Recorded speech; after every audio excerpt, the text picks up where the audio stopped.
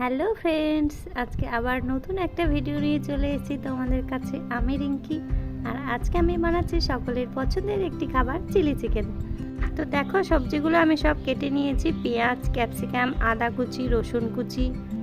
আর চিকেনটাকে আমি আগে থেকে ম্যারিনেট করে রেখেছিলাম। এখানে দিয়েছি আদা রসুন পেস্ট, ডিম, কর্নফ্লাওয়ার আর সামান্য গোলমরিচ গুঁড়ো।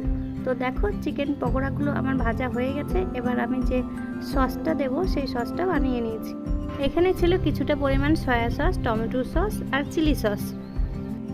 এবারে কড়াইতে দিয়েছিলাম আমি ফোড়নে গোটা গরম মশলা আর ক্যাপসিকাম আর পেঁয়াজটা ভালো মতো ভেজে নিয়েছি।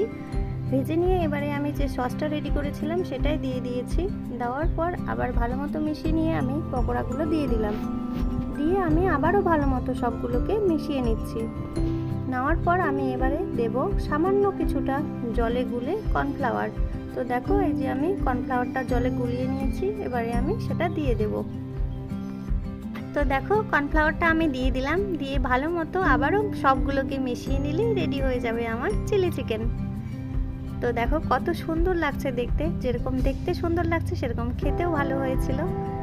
তো ভিডিওটি ভালো লাগলে লাইক কমেন্ট করে উৎসাহ বাড়াবে। দেখা হচ্ছে আবার পরের একটা ভিডিওতে। টাটা।